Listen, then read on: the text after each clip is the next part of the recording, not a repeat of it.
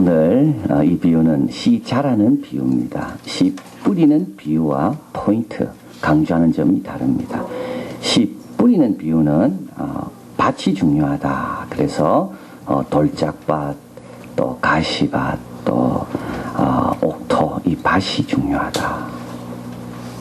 그러나 그래서 씨 뿌리는 비유는, 오늘 이 씨 자라는 비유는 씨가 중요하다. 좀 다르죠. 그래서 씨 뿌리는 비유는 씨는 좋지만 밭에 따라서 열매가 다를 수 있기 때문에 밭이 조심해야 된다. 그게 포인트가 있다면, 오늘 씨 자라는 비유, 오늘 본문의 씨 자라는 비유는 씨가 너무 놀랐기 때문에, 하나님이 하신 일은 너무 귀하기 때문에 알아서 잘 된다, 이 말입니다. 그래서 지금 이 하나님 나라에 대해서 지금 말씀하고 계시는데요.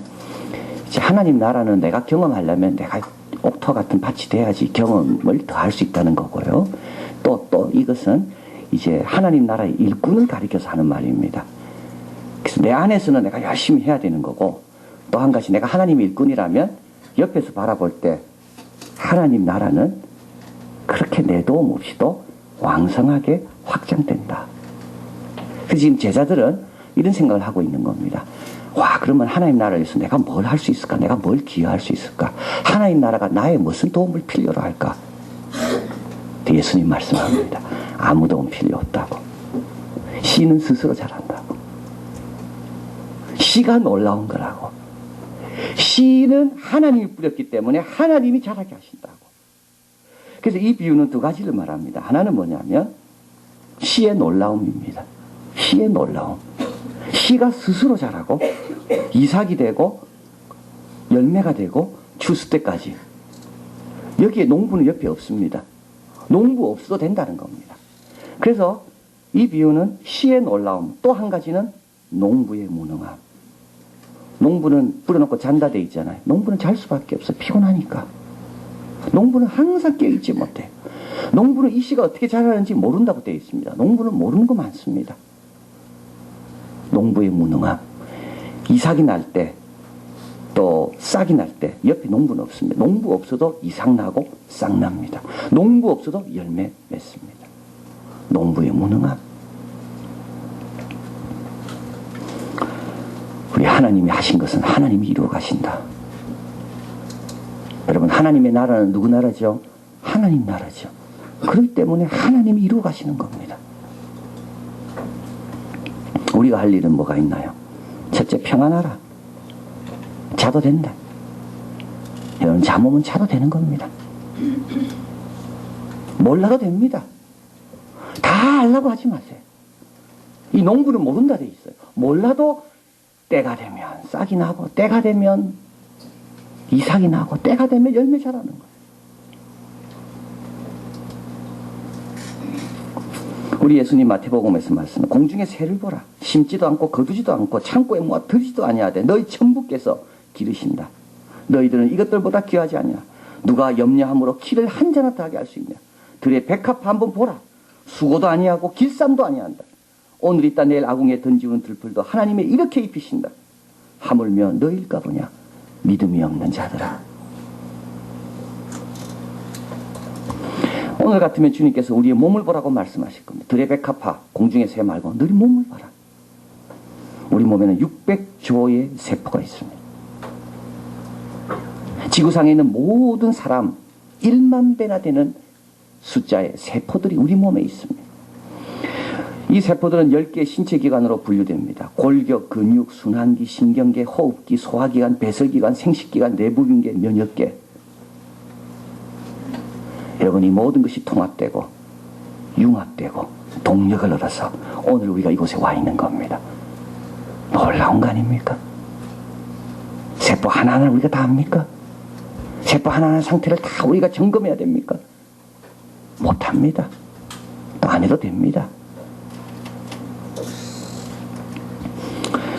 우리 마태복음 주님 말씀합니다. 하나님은 너희 머리털까지도 오늘 새벽에 발견했는데요, 다 세신바 되었다. 대강생기 아니에요. 전부 다 빠짐없이 머리털도 다 세신 바 되었다.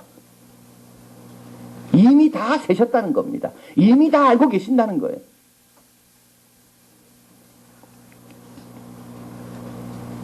너무 여러분 염려하지 마십시오. 모르는 것은 몰라도 됩니다. 잠오면 자면 되는 거예요. 길쌈도 아니하고 수고도 아니해도 아버지께서 입히시는 겁니다. 창고에 모아 드리지 않아도 우리 하나님께서 먹이시는 겁니다. 스펄전 목사님 말합니다. 주의 손에 맡기는 자의 휴식이 세상의 부와 명예보다 낫다. 주의 손에 맡기는 휴식은 세상의 부와 명예보다 낫다. 자, 그래서 씨는 알아서 잘 자라게 돼 있으니까 하나님께서 이미 시작한 것은 우리 아이들 가운데, 우리 가정, 우리 교회 가운데 잘 되게 돼 있으니까 여러분 너무 염려하지 마십시오. 너무 염려하지 마십시오. 평안하십시오. 이것은 하나님의 자녀만이 누리는 특권입니다. 또 우리에게 하나 인내를 할 것을 가르쳐 줍니다. 여기서 참 중요한 말씀이 나오죠. 인내에 대한 참 귀한 말씀이 나옵니다. 28절에 땅이 스스로 열매를 맺되 처음에는 싹이요 다음에는 이삭이요 그 다음에는 이삭의 충실한 곡식이라. 처음에는 싹이요 다음에는 이삭이요 그 다음에는 이삭의 충실한 곡식이라. 싹이 나올 때까지는 차이를 못 느낀다는 겁니다.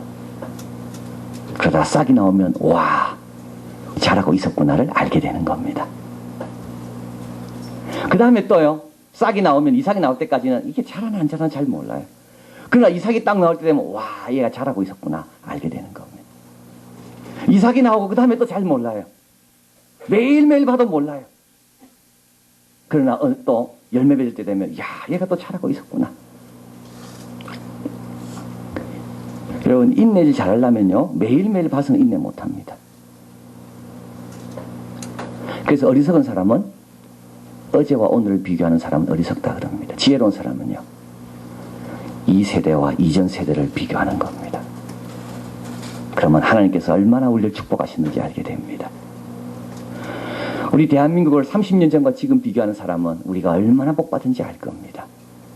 그러나 어제와 오늘 별 차이 없습니다. 내일도 별 차이 없을 거예요. 그래서 속습니다. 아무 일도 일어나지 않는다고. 아닙니다. 여러분 우리 이번 특별 새벽기도 하면서 5주년 뭐 느끼는 게 없습니까? 우리 아이들이 컸습니다. 5년 전에 새벽기도 할 때 오던 아이들이요 지금은 고등학생 돼 있고 대학생 돼 있습니다. 그때는 부모 손에 끌려왔지만 이제는 혼자 나옵니다. 부모 먼저 오면요 아이들이 알아서 나옵니다. 그때는 좀 아이가 변하지 않을 줄 알았어요. 매 똑같을 줄 알았어요. 일주일에 3번, 한 1년에 3번 특별 새벽기도 할 때 뭐 이번 하나 저번 하나 별 차이 없는 줄 알았어요. 그러나 5년 지나고 나니까요 이삭이 나오고 싹이 나고 차이가 팍 보여지는 겁니다. 매일매일 보면요 차이가 없는 것 같죠. 그러나 5년 지나고 보니까 이렇게 차이가 나 있는 겁니다. 이 아이들은 체질이 되어 있습니다. 특별 새벽기도 금식 체질. 맞죠? 고개 끄덕거리잖아요. 매일매일은요 소망이 없어 보여요. 하나도 안 변해요. 매일매일은 똑같은 근심과 염려거리였어요. 그러나 5년 지나고 나니까 어떻게 이렇게 아이들이 달라졌는지. 인내를 잘하려면 어제와 오늘을 비교하면 안 됩니다. 단계가 있다는 겁니다. 그때까지 참아야 되는 거예요. 또 인내를 잘하려면 이삭이 나왔다고 이제 끝나는 건 아니죠. 또 참아야 돼요. 언제까지? 주스 때까지. 우리 아이가 대학만 가면 될 것 같지만 또 참아야 될 일이 있을 거예요. 결혼만 하면 될 것 같지만 또 참아야 할 일이 있을 겁니다. 언제까지요? 주님께서 완성할 때까지.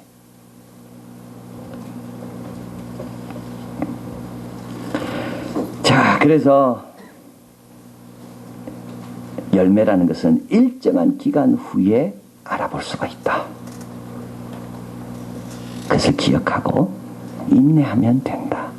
하나님께서 역사하고 있으니까, 하나님께서 그 안에서 계속 일하고 계시니까 인내해라. 마음 급해가지고 자꾸 뽑아보려 그러지 말고, 마음 급해가지고 내가 인위적으로 뭘 하려 그러지 말고 평안하고 인내해라. 때가 되면 규칙적으로 하나님이 정한 때가 되면 이삭이 나고 싹이 나고 열매가 맺힌다. 마지막으로 여기서 또 우리에게 주시는 교훈이 있는데요. 그건 뭐냐면 밭을 떠나지 말라는 겁니다. 여러분 여기 보면 농부는 하는 일은 없습니다. 그죠? 싹이 나고 이삭이 맺고 열매가 맺는데 농부가 하는 일은 없어요. 그런데 이제 농부가 하는 일이 하나 있습니다. 그게 뭐죠? 마지막에 보면 29절 열매가 익으면 곧 낯을 대나니 이는 추수 때가 낯은 누가 됩니까? 농부가 됩니다. 이 말은 뭡니까? 농부는 밭을 떠나지 않는다는 겁니다. 농부는 밭을 떠나지 않아요. 농부는 기도하기를 쉬지 않아요.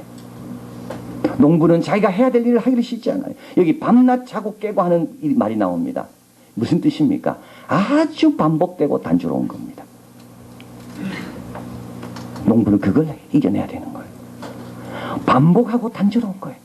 밤낮 자고 깨도 변화는 없어 보입니다. 근데도 어떻게 돼요? 밭을 떠나지 말아야 돼요. 그러면 주님께서 영광의 날에 그 낫을 우리에게 주시는 겁니다. 네가 추수해라. 곧 낫을 된다 그랬습니다. 농부는 밭에 바로 그 옆에 있으니까 곧 낫을 갖고 달려드는 겁니다. 여러분 단조로움을 극복하셔야 됩니다. 밤낮 자고 깨는 거 그거 아무 일도 아닌 것 같아도요. 그거 잘하는 사람이 승리하는 사람이에요. 매일 와서 예배 드리는 거 주일마다 찬양하고 봉사하고 단조로움 반복되는 거 이걸 잘하는 사람이 결국 마지막에 낫을 갖고 추수하는 사람입니다. 그래서 하나님은 하나님 일 하십니다. 우리는 참으면 되고 믿고 맡기면 되고 그리고 우리는 매일매일 단조롭고 반복되는 일이지만 그냥 열심히 꾸준하게 하면 되는 겁니다. 기도하면 기도하는 거고요. 봉사도 꾸준히 하면 되는 거고요.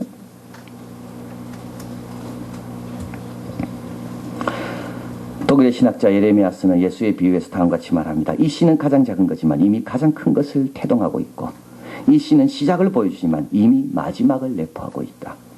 그리고 이 씨는 완성을 보장한다. 왜요? 우리 하나님이 역사하는 시기 때문에. 완성이 보장된 시 농부는 밭을 지켜야 되는 겁니다. 말콤 크레드벨이 적은 그 개는 무엇을 보았는가 이 책에 보면 우리는 보통 천재성, 창조성 이러면 이 젊은이들에게 발견된다라고 생각하지만 반드시 그런 것만은 아니라고 이야기합니다. 그러면서 저자는 피카소와 세잔을 비교합니다. 피카소는 20살에 그린 초혼, 혼을 불러온다는 이 말이죠. 그 명작으로 20살에 그렸는데요. 명작으로 평가받았습니다. 26살에 아비뇽의 처녀들이라는 그림을 그렸습니다. 그리고 그의 그림의 가격은 20대 그린 가격이 후에 나이 들어서 그린 가격보다 4배나 비싸다고 합니다. 그래서 사람들은 보통 피카소를 보면서 이미 알아보는 사람만이 천재다.